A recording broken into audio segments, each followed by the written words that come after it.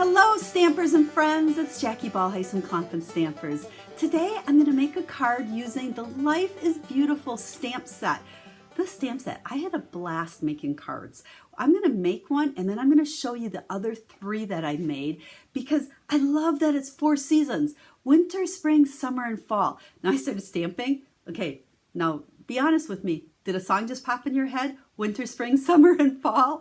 I was singing that too, and I can't even remember who sang that song or what the name of it is, but I'm not going to sing it for you. You don't want me to sing. But super fun stamp set for year-round stamping, and you can add any greeting to it. I also have a ton of tips I want to share with you today. We're going to use the scoreboard, okay, simply scored. We're going to use the Stamparatus. We're going to use markers on our stamp, and I'm going to give you a tip for figuring out the size to cut your cardstock for your greeting. So it's a pretty simple card, but I got a lot to share with you that especially if you're a newer stamper, this might be all new little tips to you. If you've been stamping for a while, you know, a lot of times it could be reminders of some of the things you forgot about. So, we better get going. I'm going to flip this camera down and let's get stamping.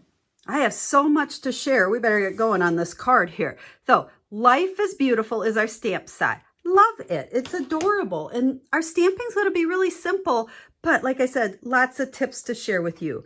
Now, Simply Scored is a great way to score. I don't use it all the time with my cards. I tend, do fun folds where you do lots of scoring, but sometimes I'll grab it just for a regular card. So I thought, we'll do it that way this time. Now, I am using Whisper White Thick. My card doesn't have a lot of layers on it, and I wanted the card base to be white. And whenever I want it to be white, I'll go with this thick cardstock. I think the Whisper White itself is just a little bit too thin, but this does not fold very good without scoring it. So I always like to score it, and then I also use my bone folder to get that nice crisp fold in it. So let's set that aside. Okay, so we have our Stamparatus here, and I haven't used this in a video for a while, so I thought I would pull it out and give you a few Stamparatus tips. This is a stamp positioner or a way to use your stamps without your clear blocks. I like it with large stamps instead of trying to get a great big block and try to hold it and stamp with it. It works fantastic for that. It's also great if you're making multiples of the exact same card, because once you set it up, you can just stamp, stamp, stamp, and they all come out exactly the same.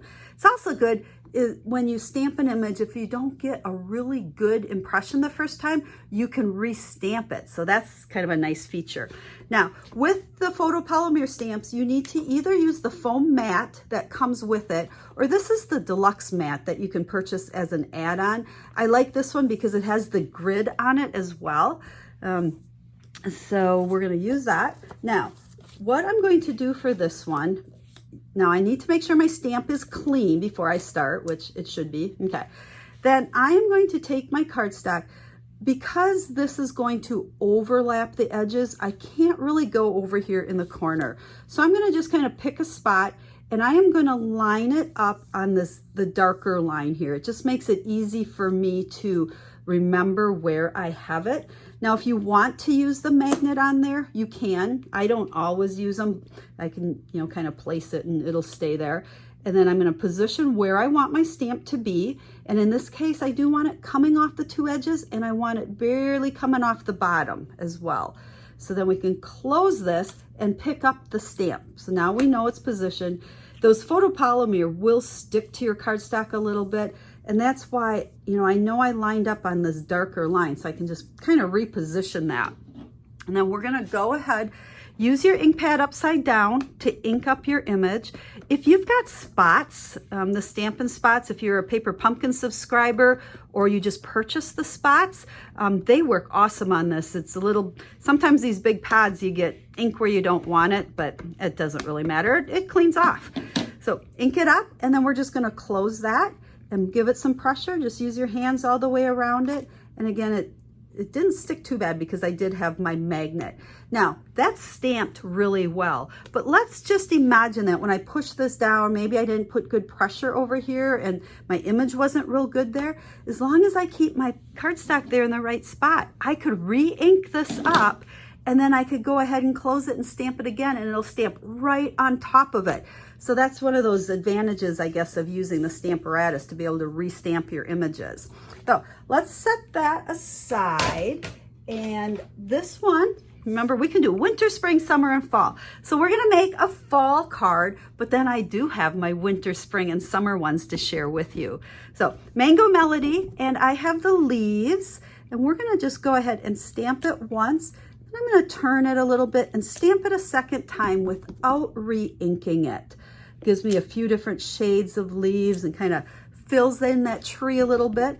Could even put a few leaves down here on the bottom like they've fallen off. Set that aside. And then there's another stamp that has a birdhouse. Now, another thing I haven't shared with you guys in a long time is how you can use your Stampin' Write markers directly onto your stamp to get multiple colors when you're stamping. Now, listen really carefully. You cannot, should not, don't do it, use blends, okay? You want to use a water-based marker, not an alcohol-based marker. So that would be the Stampin' Write markers, okay?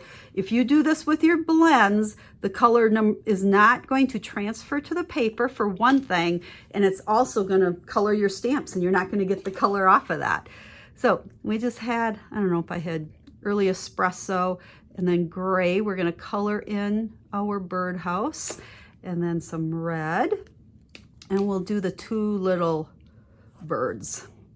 So we're gonna just ink that up good, and then since it's photopolymer, it's real easy to stamp that so it's coming off of our tree. So there's our little birdhouse with our little cardinals, we'll call them, since we did them in red. Okay, we're gonna go ahead and layer this onto a piece of mango cardstock.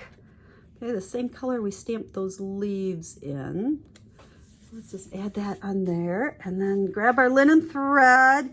Tell you what, if you guys follow me, I'm sure you are totally sick of seeing me use linen thread, because it's probably about all I use these days. You know, I think we all kind of have that signature look.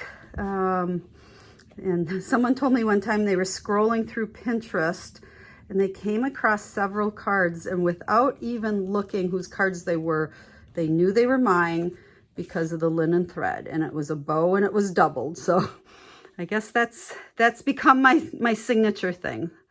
Let's go ahead and do that. We'll just tie that. You know, linen thread, it's pretty cheap. You can see I've got pretty long ends here that I trimmed off. Don't cut your linen thread too close or too small and try to tie it. It makes it difficult. You're not going to waste it. So there is that. Now let's go ahead and go back to our card base.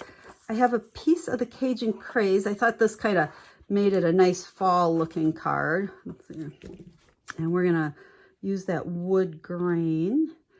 And we're going to put it on there, cover the whole front of our card. And then we can take this, and I think this glue's kind of running out. I'm going to have to get me a new one here pretty soon. Let's see, there's that. We're going to add it on there. And then I'm going to give you my greeting tip. If you're going to do your greeting and not use a punch, you know, like a punch, we just usually go to scrap paper, stamp it wherever, and then punch it out. But for this one, I want it to just be on a rectangle that's cut as close to the stamping as it can be. So what I'm going to do is I have a scrap here, and I'm see if I can do this without putting my head, because I want to get it really straight. I'm coming down as close to the bottom as I can. Okay, we don't want it obviously touching the bottom, but we want it nice and close there. And then I'm going to take my paper cutter, whatever paper cutter you use. This is a mini one Stampin' Up had a while ago. It's not available, but I love to use it on videos just because it's so nice and small. So I just trimmed it off the top, and then we'll trim it off the sides right up to the word.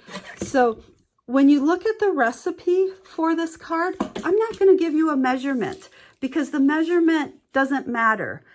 It's the whole idea of cutting it or stamping it and then trimming it down to size. Because otherwise, if you tried to measure it and fit it and all that, you'd never get it centered and how you want it. So I do that a lot on my greetings. Now let's just take some dimensionals. Oops, we don't want that hanging over the edge there, do we? Move that up there. I always use lots of dimensionals. Someone told me once that when you send stuff through the mail, as long as you have lots of dimensionals on there, it doesn't really get, squished down too bad. But if you only put one or two, it's going to sag there in the middle. So let's put that right. So we want it hanging over and just a little bit shy of the edge. But there we go. There is our fall card. You want to see the rest of them? So what I did is I made the exact same card layout. Here I used a punch for the thinking of you. These are all greetings I use that are in the stamp set. And this one I used the blue to add the snow look to it. So we have winter and then spring. We brought in the pink to make it springy. And then there is our summer with our green. So we have winter, spring, summer, and fall. Same layout, just switch the colors and use the 3 different greetings that come in part of the stamp set. So I hope you like the stamp set as much as I do. It's so fun and versatile to play with. I will have all the measurements along with the pictures of the cards over on my website. There'll be a link right down in the bottom, right below this video, right down there, a link to the specific blog post that will give it all to you. And if you'd like to order the stamp set or any of the supplies I used today, you can do that right over there as well.